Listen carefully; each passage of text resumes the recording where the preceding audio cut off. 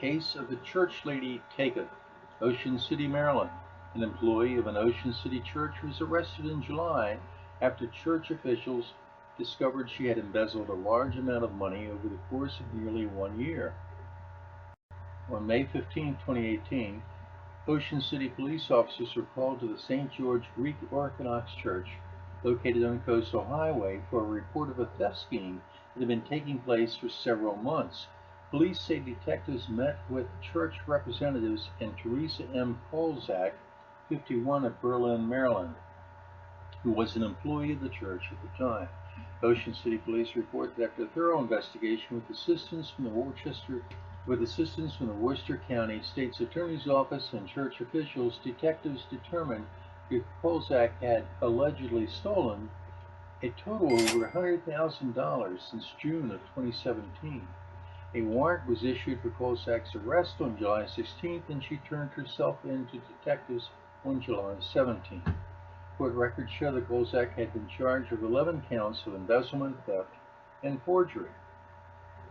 Following her surrender to police, Kolzak was incarcerated in the Worcester County Jail and held without bond until a bond review on July 20th, when she was released on July 26th after posting $50,000 bail.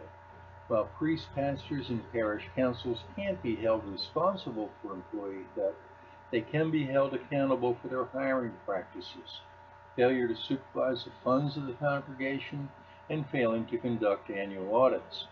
The persons responsible at St. George Church for hiring Kolzak failed to do even the most rudimentary background check prior to allowing her access to financial resources of the church.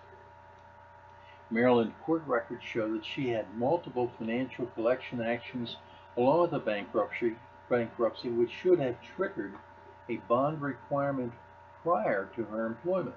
A bonding company would have likely rejected covering her bond when checking financial records and provided her credit background as a reason to rate her as a risk for insurance.